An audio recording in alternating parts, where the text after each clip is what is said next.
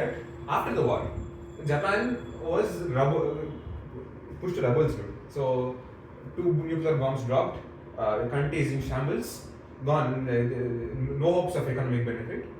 But then what happened was America took a liking to Japan in the sense that America thought that Japan is a good counter to China. So they'll prevent in future if Russia and China want to increase their strength in the Pacific Ocean, we can make a barricade using Japan and South Korea. So they thought that let's not completely decimate Japan. They made this organization called GHQ. This GHQ, was involved in the creation of the current Japanese constitution. Okay, and it is also involved in the complete westernization of the Japanese ideals, Japanese culture and business scene. Okay. Now, so at that time, around 1960s, 1970s, right? It was the age of mass manufacturing. Mass manufacturing in the sense that if you build one quality product, more and more and more, the more you build, the more revenue you get. Is that making sense? The more you build, the more revenue you get, the more profit you get, the more everybody is happy. This manufacturing was what brought everybody in Japan, most of the middle class of Japan, out of poverty. It created the Japanese middle class. Okay, so this increase of manufacturing population and manufacturing culture. Okay, so in 70s and 80s, okay, if you open the mechanical engineering textbooks of all over the world, okay, you'll find Japanese concepts of efficiency always here. Okay, stuff like 5S and Kaizen, all of that. Okay, so you'll find all of them arriving from Japan because they pioneered the mass manufacturing boom. Okay, this is pure hard work. Alright, this led to a highly productive society. Now, what does a highly productive society do? A highly productive society, before going to this side, we'll come this side. Highly productive society will end up becoming a saving culture. Why? Because you think of the life of a human, okay? If you want to be a productive, you want to have a productive and good life. So normally at age of 22, when you leave the university, you want to start working. You want to climb the ladder. By the time you are married, you want the salary to increase. By the time you have kids, you want the salary to increase a little more. And then by the time your kids are going to university, you want to have the highest salary. Because university is the highest cost you'll ever pay. For your kids' university is the highest cost you'll ever pay in your life. So this high productivity culture will lead to saving culture because you want to save up for the future. You are positive about the future. You have lots of expectations from the future, so you will save. Okay. To promote the savings culture, the Bank of Japan, it increases it maintained high interest rates around 8 to 9% because you put everything into the bank, wait 6, 7, 8 years, 9 years, 10 years, automatically the money keeps on increasing. What is the benefit for Bank of Japan here? The Bank of Japan doesn't care about there is no special benefit. The KPI of Bank of Japan is to control the inflation and deflation in the country.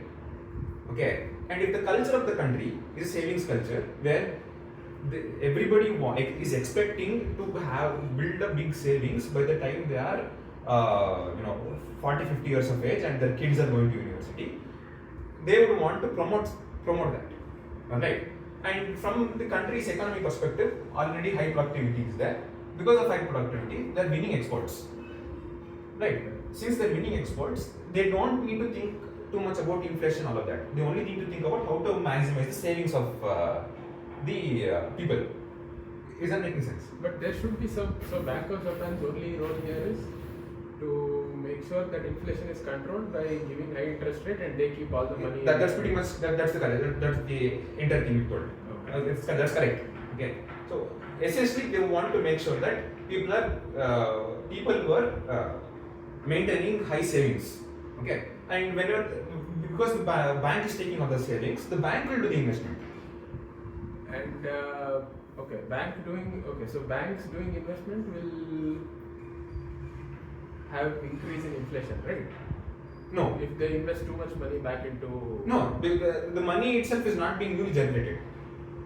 Okay, so the same money is going around... You're just circulating the money. Okay.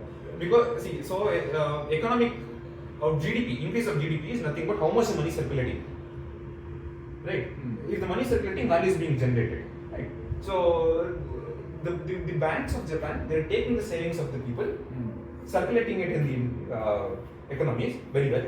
Because of the circulation, productivity is increasing, exports are gaining, you're getting more foreign capital, all funding the high interests. Making sense? Okay. Okay. So this was the culture, dude, until 70s. Okay. This was also supported by the cheap yen. I mean, what was supported is winning exports. Was also supported by the cheap yen.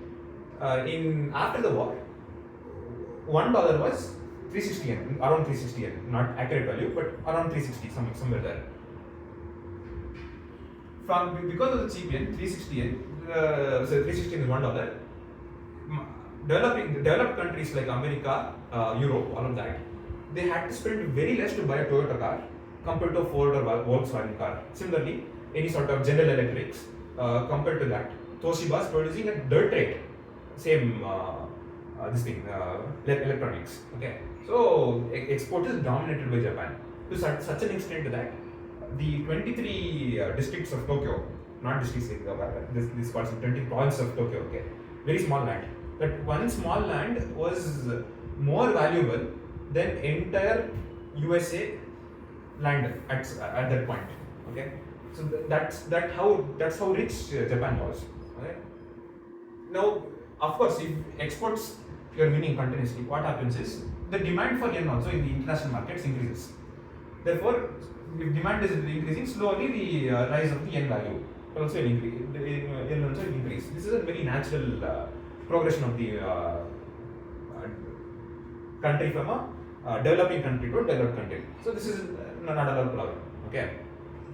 Now, like I said, the 23 provinces of Japan, of Tokyo, is valuable than an entire country, the land of an entire country. So much so that in New York, the biggest skyscrapers are owned by Toyota, Toshiba, all Japanese companies. Naturally, what that causes? It causes panic in American manufacturing. Everything in America is a Japanese product. Nobody is buying American manufactured products. What happens to American companies? Gone. Losing a lot of money. They're losing a lot of money. So obviously, the USA government wants to regulate imports now. So USA, their favorite method of controlling imports is what? Using either tariffs or sometimes just threatening the people. Okay, so they usually use tariffs. If tariffs also are not working, okay, even if you put 100%, 200% tariffs, still they're winning exports. What you do is you do the financial market regulation. What you do? You call your allies. So you call Germany, France, Japan. All of them meet at this plaza building. Overnight, they decide that we will devalue the dollar. So the market value of the dollar will be half the price that it is. So from yen, $1 becoming 265 yen, compared to the yen, $1 is becoming 160 yen overnight. And why did they agree? They had no other choice. They are defense allies. See, USA has planted their own military bases all over these countries, NATO countries, right?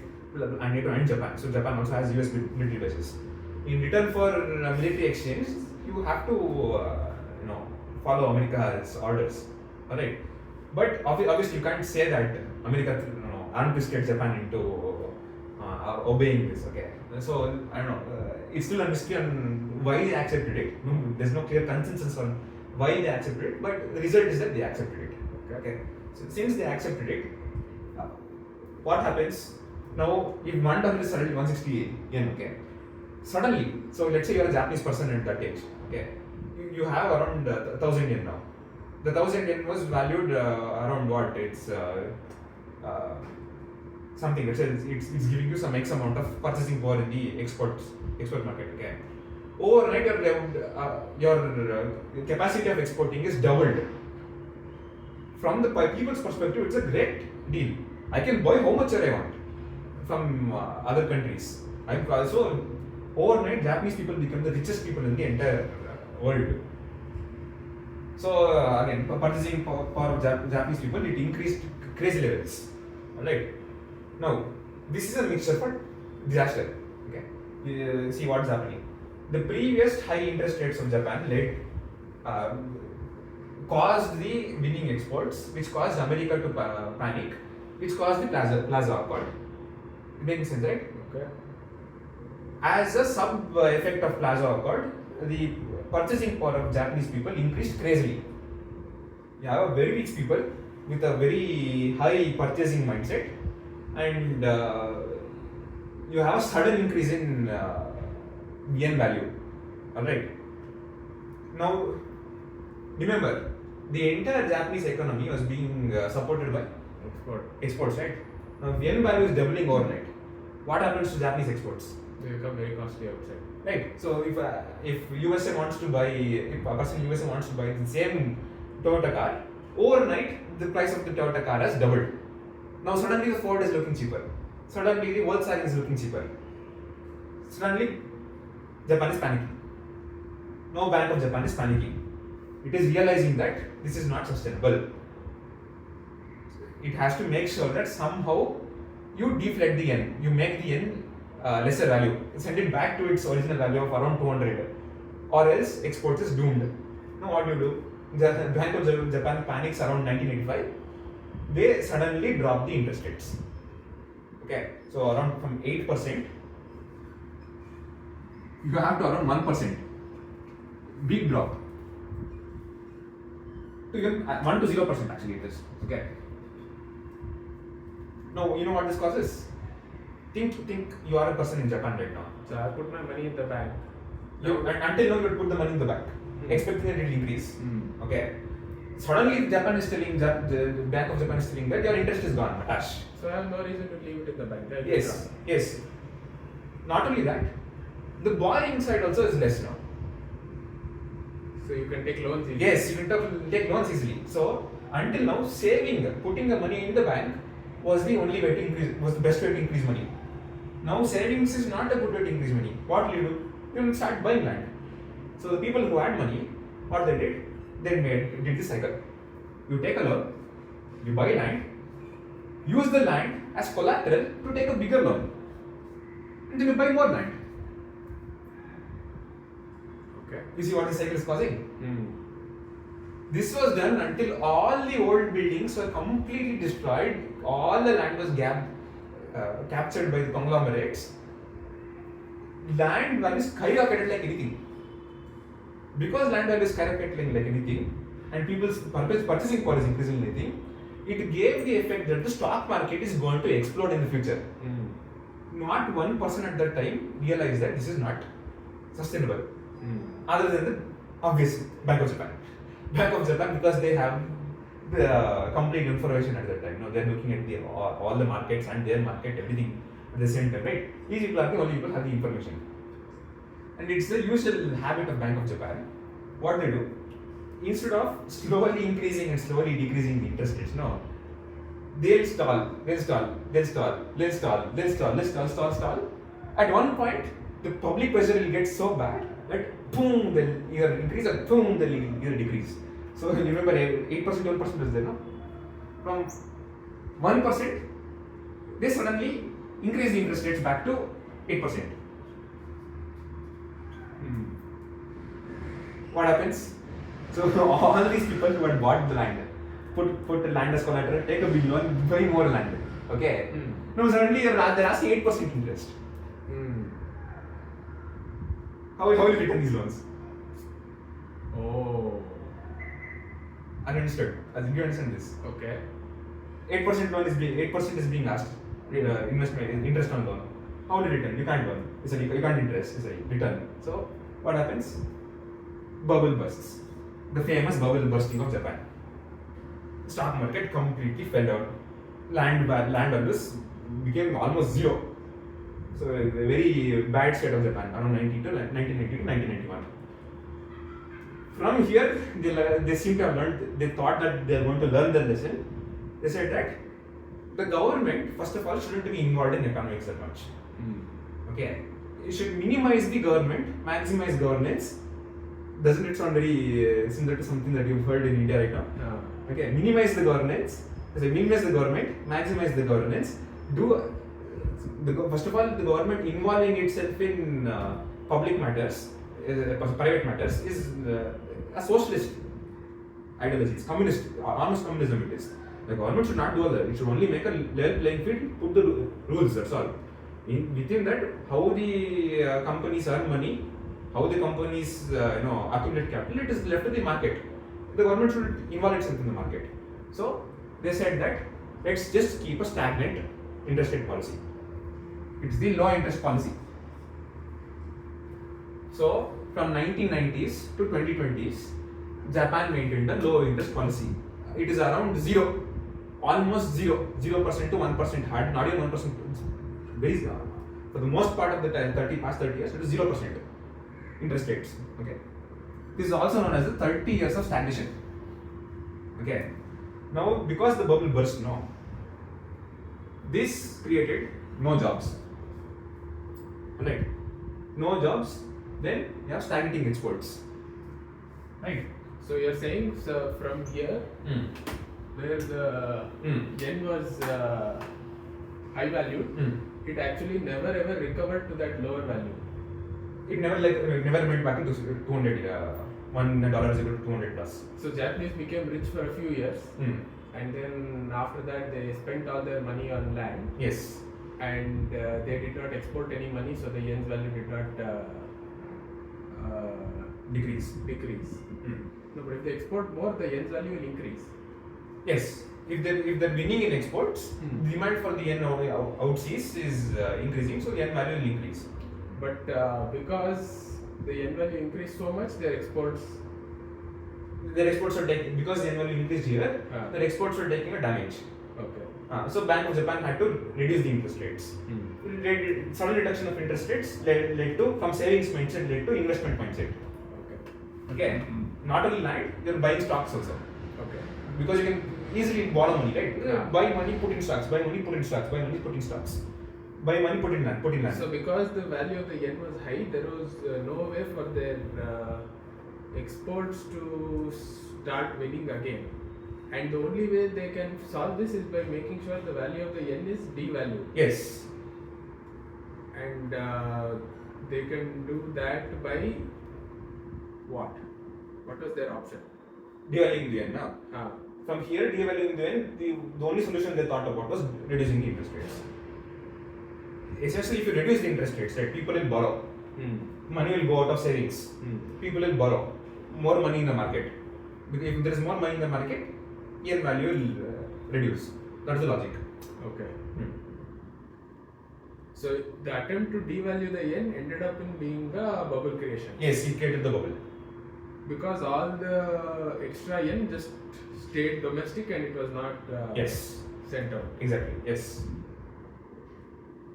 So what would have solved this is if they had with the low interest rate, with that money, if they had invested into R&D and exactly, that is the most correct answer. Okay, this has been told for years and years and years. Okay, that the only thing Japan has to do is to invest in R&D, invest in productivity, invest in skill development. That's all they need to do. So education, higher education, and R&D. Do this, keep doing this, increase the patents, increase the number of workers, increase capacity of workers. Okay, that would solve it. Okay, but from Bank of Japan's perspective, they are not in that position. They don't control investment into any sectors, right? The investment into education and investment into other sectors is the role of the ministry. Bank of Japan is a separate entity. It is not controlled by the government. Separate entity, its only KPI, the only performance metric that Bank of Japan has is whether it is regulating the inflation correctly or not. Okay. So there was no investment into R&D, that's why the domestic bubble came, and then the domestic bubble became too bad, and then Bank of Japan made the domestic bubble burst. Bubble burst, and they decided that we will not change anymore. So they maintained the low interest rate, and because the bubble burst, everyone who thought they had a lot of values ended up not having much value. And how does that lead to no jobs? no jobs in the sense that first of all, essentially is this stagnating exports Okay. because this has not changed, right? And skill development has not been invested into, and you're trying to recover from a bubble. So obviously exports are stagnating right now. If exports are stagnating, obviously from a company's perspective, you don't want to hire people.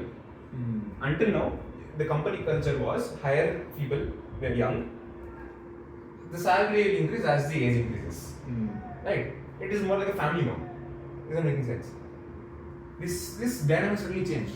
If you keep doing the same thing now, where will the exports increase? You're paying so many salaries. Yeah. You're paying so many salaries to young freshers, graduates, who will not give any value for exports. It's not sustainable. So Okay. you will not hire, no jobs. So people who are 20s, in the 20s, in the 90s, they're called as lost generation.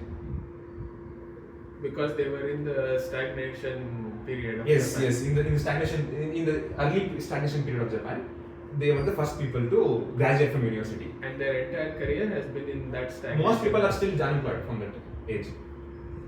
Many people from that age are still unemployed. They're sitting in their houses with their parents and always spiteful about the government. Right. So this happened. Okay. Okay. Because this happened, this was the start of the birth crisis. Until now, there was no problem with Japanese births. From here, people started thinking that giving birth to children is not financially viable. Because there was a full generation of people who just struggled in the stagnation period. Exactly, yes. Not only that generation who failed to get the job, the people who are still working a job, right? Since the exports are stagnating, salary is not increasing. If salary is not increasing, if you are promised that your salary will increase 15 years down the line, then it makes sense for you to sit and invest your entire time and effort into that, right? 15 years down the line, if your salary is the same as a fresher, what's going to happen? How will you give birth to a child? Okay. You can't pay No increase in salary, that means you can't afford increasing expense, that means you can't afford to have a child. Yes. So that started the birth crisis of Japan. Okay. Okay. Now, since the birth crisis of Japan started, okay, And this birth crisis started in around 97, 95. Okay. 95, 97, around that period. So once the stagnation started in the 90s, it took 5 years for people to realize that. No. It was slowly happening, but people started realizing as a whole, like they gave it a name around 1990s, 1994, 5, around that. So it became more serious around 95. Yeah. Then, to tackle this issue, for the first time in Japan, this concept of consumption tax was increased. So it was introduced. It feels very odd, no? People are struggling with no money. You're taxing them. Wow. Makes no sense, right? But the logic that was given was, if you increase tax, okay, you can collect the money and then you can use it for child development programs. Free schools, free lunch in schools, freebies, essentially freebies, right? But you need some money for the freebies, no? So the logic was given that, okay, you will give freebies, you give consumption tax. The consumption tax, it's only 3%.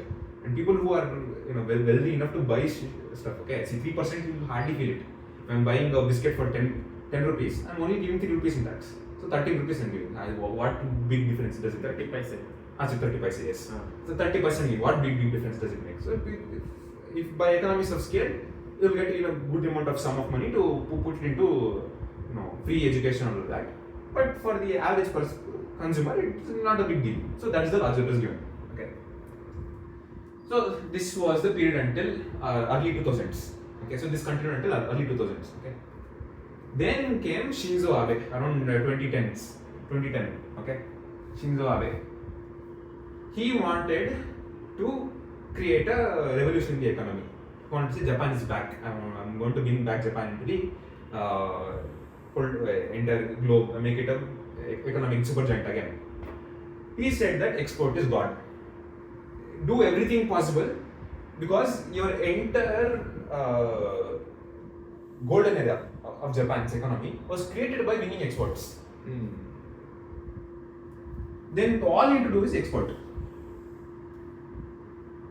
How do I export? First thing is I need to maintain a cheap yen. How do I maintain a cheap yen? I have to make sure that the import is the interest rates are minimum. Okay. keep the interest rates minimum. This low interest rate, don't change it. Let it stay as it is. Okay. Keep the cheap yen as cheap as possible. Second, you are eliminating corporate tax. What you're doing by eliminating corporate tax is you're incentivizing the big corporates to take more risk. Please take more people, please take more investment into new technologies, put more investment, put more exports. Keep exporting, and that will, obviously increase your exports. The third thing that we did, okay, this is little, again, anyway, so remember this consumption tax I was talking about. So Shinzo Abe was like, okay, so because I'm removing corporate tax, okay, I have to carve up for this loss of corporate tax by some other tax. Let me increase the consumption tax to 8%. Okay, so you are incentivizing corporations To export outside. to export, and you are disincentivizing domestic consumption. Yes, exactly. So the exports are increasing. Okay. Interest rates are low. So yen is cheap. Okay. But if yen is cheap, internal inflation might increase. People will demand more and more internally. You want to prevent that also. So you increase the consumption tax. And the same, using this consumption tax, you make up for the lost corporate tax also. It seems like a perfect plan. And because the companies will win in exports, the salaries will come down. If salaries come down, obviously, salaries can be spent on things internally. Internal, traversal of money will increase. You're saying salaries will go up? Yes, because exports are increasing. Because if Japanese companies win in exports, salary it will trickle down to salaries. So if interest rate is low, that means there is more money in the economy. Corporate tax means the companies will be able to get more profit easily because they are paying lesser tax. Yes. And that money will be used to Pay salaries and invest into better exports. Yes. And there won't be domestic inflation because even though salaries have increased, the consumption tax also has increased. So new salaries will not really increase the domestic inflation. Yes. Also, this increase in consumption tax is used to fund the loss of corporate tax. Right? And then you fight the birth crisis problem also by using the tax collected. tax. Right? So perfect plan. Okay. It seems like perfect plan. This didn't change the 30 years of stagnation. The reason being, if the yen is cheap, corporate tax is low, companies don't take risk. I'm earning. I'm not doing anything. I don't need to do anything. Just do the same thing that I've been doing for the past 10 years. It's suddenly give me profits. Then why should I do something else?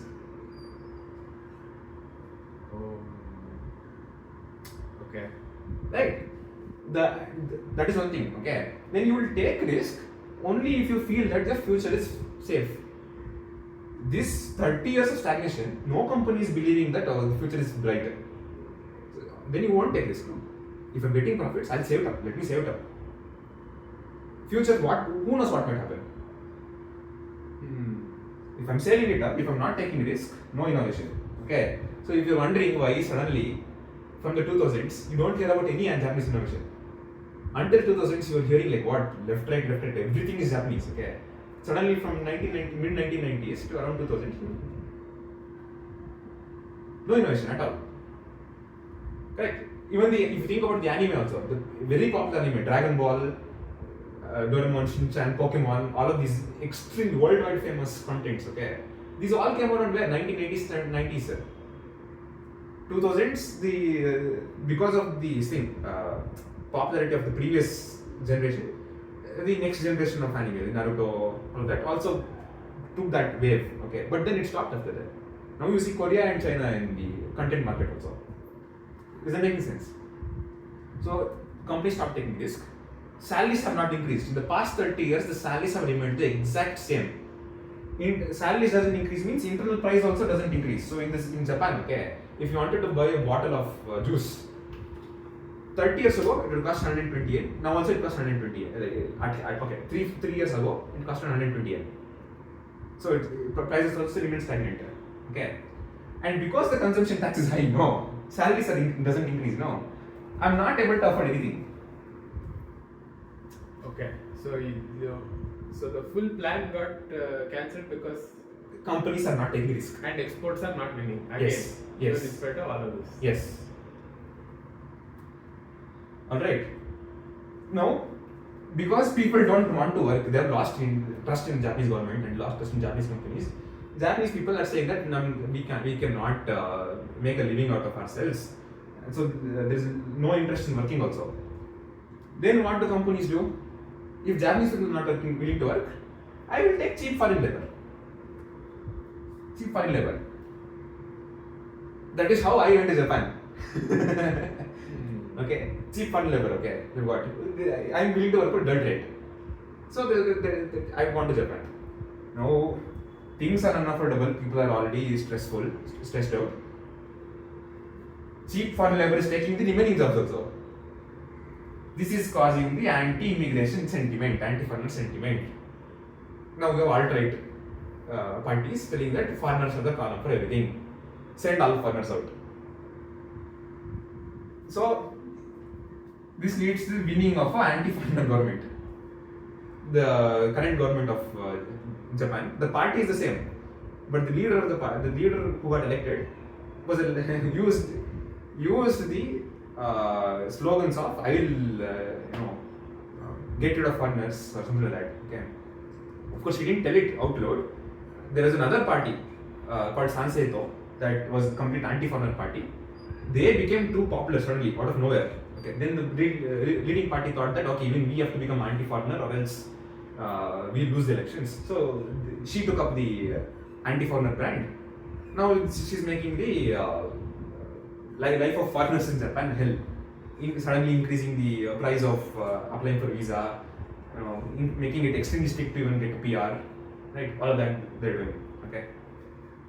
And now after 30 years, now the government is saying that we will invest into companies that have proven track record until now in exports, but only if they're challenging into new fields, new growing fields by taking risk. So what they've broken, okay, is that Shinzo Abe's policy and policy until now was that government is small. We won't deal with public investments and all that, as a private investment, all of that. Right? And we won't print money, we won't do anything. We'll just leave this as it is, let the companies do what they want. For the first time in 30 years, the government is telling that we will invest into the market proactively. In Japanese, it's called seikyoku, proactive financial fiscal policy. We will invest into the industries proactively. Because the investment is being done proactively, bonds are being issued, right? And that will obviously cause inflation, right? You're seeing the yen value drop every day. One yen is now 160 plus, 170 plus, around that. So to prevent that, Bank of Japan again is getting a little scared. So they're trying to increase the interest rates slowly. So after 30 years, suddenly you're seeing the Bank of Japan increase the interest rates from 0 to plus 1 plus, and they're slowly marching towards 2. And in all of this, they're saying that they're also going to focus on companies that are exporting AI and anime, manga, all of that.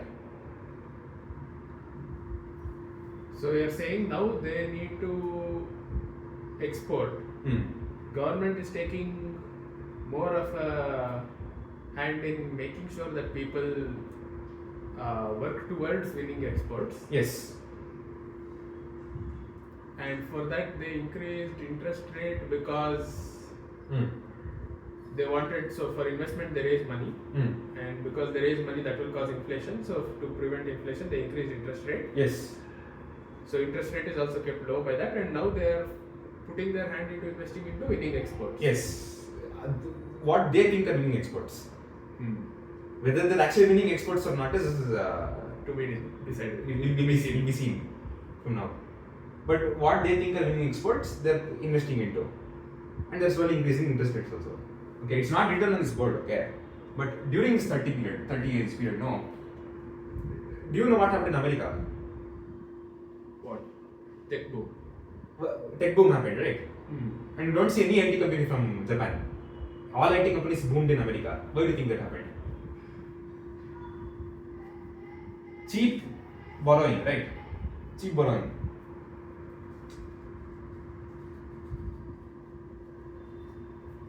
Right? Yen is not going to increase, your savings are not going to increase, the interest is zero. From the Japanese people perspective, or even from foreign people perspective, Japan is a free money donor. I go to Japan, any Japanese bank, ask for loan, no, take, no interest, zero interest, take money. Okay, I take all of that, put it into a rising economies market. Most stably growing market in the entire world is America, S&P. Take everything, put everything into S&P. This was called the yen carry trade.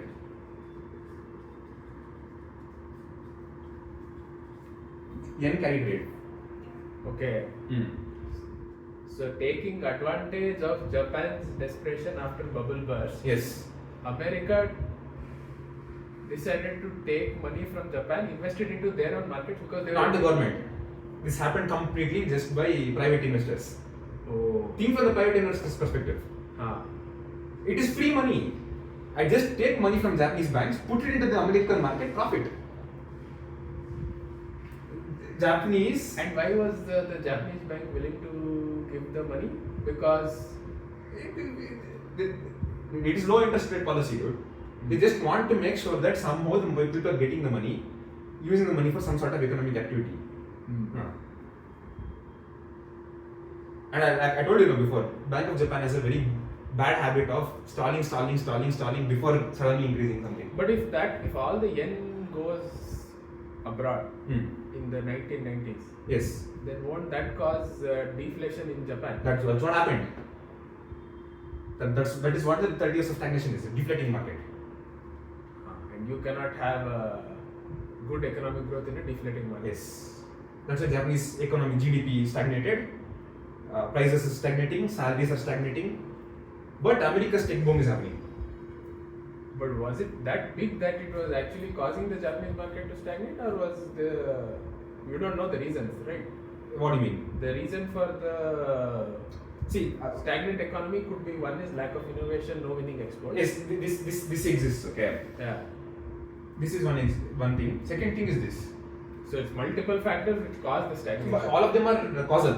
Mm. It happens one after the other. Mm. Okay, it's all of them causal. Okay, but many different people point out to many different things based on what their life experiences is. Okay, so this also one more, right?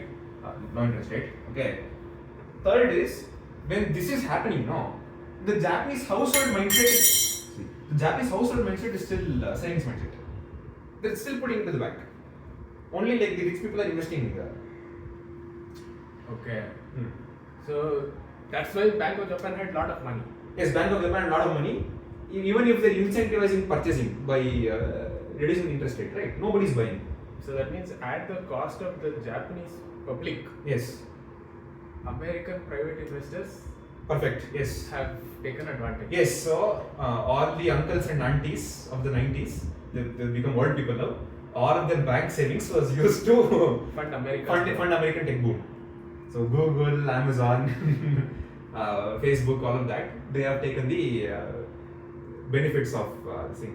On the other hand, the same counterparts, Japanese counterparts of the same companies, Google, Yahoo, okay, Amazon, Rakuten, okay, Facebook, it's channel, okay. These same things existed in Japan before the American tech boom. And what? All of them are useless now. Nobody uses them. They still exist, but Not as big. they're not like global anymore. And why did the Japanese people continue the saving mindset? Because from a household mindset perspective, okay, your entire life is based on that. No, unless you're proactively, seeking to learn new things and change, right? It's hard to change your culture and mindset. You tell your parents, right? No, okay, no, I will not do savings. I will not put in FD. I'll remove everything from FD and put it into stocks. How many parents will be willing to, accept that as a valuable, financial advice? How many Indian parents will run to FD? Especially with a pre-internet, possibly traditional mindset in the 90s? No, this 90s was full internet in Japan. Okay. Everybody had internet. No, it's not that complicated. Dude. So even if Modi is shouting, please don't buy gold, what are Indians doing? They just keep buying gold. These are cultural habits that are once you put them into the population's mindset, okay, it takes a lot of time to actually change again. Especially given the good positive outcome it had in the previous Exactly. It becomes like, it's a myth now. Whatever happens, keep buying gold. Whatever happens, keep putting FD. The keep buying gold thing is actually very similar to this. Yes. Even the past generation bought gold for very cheap rate, then it became 3,000 rupees. Now continue to buy 3,000 rupees, but now it's become 13,000 rupees. So if you say that gold is a bubble, then people will not believe you. Because for the last 2 generations. But if you think about it, okay, this is a cycle. High interest rate to low interest rate, low interest rate to high interest rate. Okay, so it's going to keep cyclically changing. Okay, if you're going to maintain this culture and wait out this entire period, you come back to a period where this high savings mindset is going to Useful. benefit you again. So that means all of Japanese economic problems Yes, can sort of be pointed to Plaza Accords. of course. This is one very unnatural happening that happened in the history of Japan, recent history of Japan. This the only everything else is natural, It's common macroeconomics. sense follows logic and Yes, does not. this is the only black spot. What is this? Why did this happen? If not for that, they would have just continued winning exports for I don't know how many other years. Yes. So in 1980s, right? Cyberpunk, all SF and it was SF boom in West, right? All SF, all cyberpunk. They had all imagined that in the future will be a Japanese future. SF meaning sci-fi, Yes, science fiction. Yes. science fiction. Yeah. All of science fiction and cyberpunk future stories and all. They all believed that the future would be a Japanese future. Everybody would be speaking Japanese. That's why even if you see the cyberpunk and the sci-fi related things now, it has a very Japanese tinge to it. But yeah, if this was not there, no. For all you know, most of the Indian people would be speaking Japanese by now. A lot of people are going to Japan for masters. Yeah, instead of America, they'll be going to Japan for masters. Yeah. Japan's population crisis might not have happened, Might not have happened, yes. and then you would have Japanese innovation for the last 30 years, Probably, yeah. and then Japan might have been maybe $10 trillion economy also. Yeah, Maybe before bigger. before America. It would be the world's first leading economy. And now if Japan needs to recover from this, So the current government's plan is to invest into export winners. I don't think it's going to work. My opinion is that if government does invest in private, does actually participate in the economy, it is good. It's a plus. Okay, but doing it the way that Japan is doing now, it's a little scary. The reason being, there is no clear metrics on what they are using to judge the company's risk capital. Yes. If you are properly going to do investment portfolio management, then it is worth it probably. Okay. Second thing is Japan always tries to fix everything through fiscal policy and investment. Like we talked here, from here we've been saying the same thing. Okay. From 1985. Yes. From here, the one thing we should have focused on is improving the capacity of people, knowledge, skill development, deregulation of the market. In Japan, right, if you want to do a test, you have to go through layers and layers and layers and layers and layers of approvals just to do one test in the public. Test of like you vehicles or some automobile feature you develop. Let's say you want to test it in Japanese roads. You go layers and layers and layers and layers and layers and layers. This connects to another interesting topic. Okay, automated driving, self-driving. Like, even though Japan is such a big, so many cars, car companies, automobile manufacturer companies, why do you think Japan never? Also, it has suppliers also. Then so many capable suppliers of electronic components to automobile manufacturers. Okay. Why do you think Japan? Not one company is talking about self-driving. They lost EV also. Forget self-driving. They couldn't win EV market only. No. Self-driving also they're not capable of. So they have fallen behind from all of these problems. The reason that is one reason. Second thing is it is extremely complex to conduct one single test of self-driving in Japan. So that means what is slowed Japanese growth is all of this. Yes. And what is slowing the recovery further is their reliance on investment only. Yes. As a means of recovery. Exactly. Yes. Not policy change. Yes. Not regulation change and skill development. And what is the reason behind them not doing the policy change and skill development? Who knows? I don't know. That is it's just that it's not in the government's agenda. Or it's a political issue.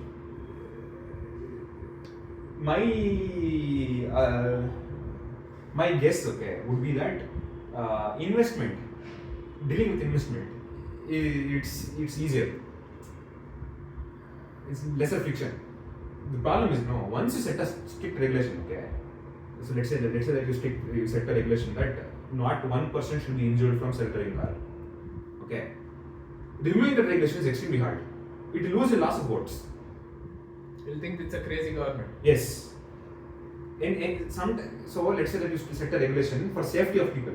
Okay. Any government, can you imagine a government coming and saying that no, we'll deregulate so that everyone can die. Right. Let's say that somebody one thing Japan could do, okay, is to completely remove the reliance on energy from OECD countries or Russia. Okay, what they could do, they have so much uranium deposits in South China Sea, all of that, okay, around neighboring sea oceans. Okay, they extract all the uranium, use it in their nuclear reactors. Okay, they can generate electricity for their entire country without any problem. But they don't do it because first thing is already bad experience with 2 nuclear bombs dropping on the country. Second thing is the Fukushima disaster that took place in 2011, where the earthquake happened, the nuclear reactor broke, blasted, exploded, and then everybody thought that Japan is infected with radiation, shouldn't go to Japan. All that happened, right? Of course, understandable. From the public's perspective, they think that what, you're crazy, why are you building it again? Okay. But there are many safe ways to deregulate the economy and build more things, but they don't do it because it will cause public outrage. So they'll try to do something or the other with investment. Okay. And now with all of this, what would be the view for an Indian who is going to Japan? My opinion is not go to Japan now. First thing is try not to go to Japan now. If you love Japan, go tour it. Go to trips. Understand the culture. Okay. Come back and learn AI. Because the biggest bet that Japan has right now. Okay. The only way Japan can actually recover its position in the entire global market is physical AI. Physical AI is because they have years and years of experience of manufacturing, right? So their entire robotics line is all, factory lines are all already very well advanced. But they will lose to automation if they don't develop physical AI. But if they do develop physical AI, they'll leapfrog all other countries and become the world's best manufacturer ever. Okay. So everybody in Japan is now focused on physical AI. So it's AI with robotics, which will actually do physical work. Which will do factory work. Mostly factory work. All factories should be automated. Okay. So factory automation is going to skyrocket from now. Problem in Japan is, like I told you, the time where the tech boom was taking place, IT boom was taking place, right? Japan couldn't invest in IT skill development. So they are lacking in IT. This caused people to think that, because Japan needs IT labor, let's take. See, Japan is still doing it. Even though the same government is anti-foreigner, they'll come to India, they'll talk to Modi and they'll say, okay, we'll take 5 lakh people from Haryana and put them in Fukuoka and do something or other. The people see that Twitter news, all Japanese people will start saying racist things against Indians, saying curry eaters get lost, right? We don't want you. They start saying. So going to Japan is not a solution. going to Japan is not the solution. The solution is stay in India, build many servers. There's one server right now. This server is, I don't know what their business model right now is, but I think the main focus is on local languages. AI for local languages and local dubbing, all of that. Dubbing, translation, all of that. Rather than that, since India has a major population that has cheap labor who works in factories, and you would have seen seen these videos on Twitter and Instagram also, where the factory workers in India, they've tied the phone to their head and phone or camera to their head, and they're recording their work. Right? This is data collection that is happening. I'm not sure which company is ordering this, which company is providing these cameras and collecting the data, but it shouldn't be a foreign company. Indian companies should work on collecting data of Indian. Now you are talking about India's interest. No. I'm talking about what an Indian person should do to get involved in the Japanese economy. Okay. Going to Japan would be a disaster situation right now. The salaries are not increasing yet. Right, and anti-Indian sentiment anti-foreign sentiment is increasing. So going to Japan right now is a very disastrous situation. But staying in India, going to Japan for tours, you can enjoy Japan, you can learn from Japan, come back to India, and build crazy AI, because there is a sizable population who is very good with AI in India. So if you are rapidly developing physical AI prototypes, all of that. Go to Unity, buy Unity robots, then start building. You don't even need to buy robots. There is a simulator called Mujoko. M-U-J-O-C-O, Mujoko. It's a simulator that Unity is a robotics company, it builds the robot hardware. You use the simulator, learn robotics right now, learn how to create humanized robots, four-legged robots, all of this. Learn how to build VLA architectures, vision language action architectures. Learn to scale them, and learn to build edge and scale. So you need to build not only edge architecture, not only cloud architecture. And how will that tie back to Japan? Because Japan has a IT engineer shortage. Okay, so they themselves will not be able to build scalable edge and cloud AI very fast.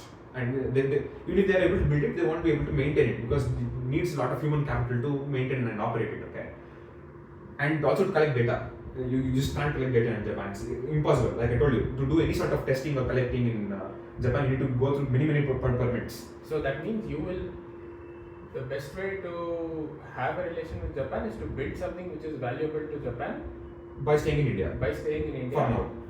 For now. And what would be the condition you have to wait as a change if you want to go to Japan for work? If you want to go to Japan to work, wait until you see at least one Japanese company dominating the exports again. They should be the leader in the exports again.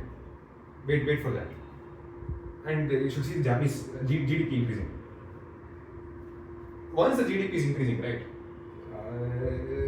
salaries are increasing. That means salaries are increasing. The people are satisfied with their lives. So then it will come back to this positive cycle. Yes, it will come back to this positive cycle. People are not going to give a shit about foreigners anymore. They don't care because their lives are satisfied. So the anti-foreigner sentiment also will reduce. Okay.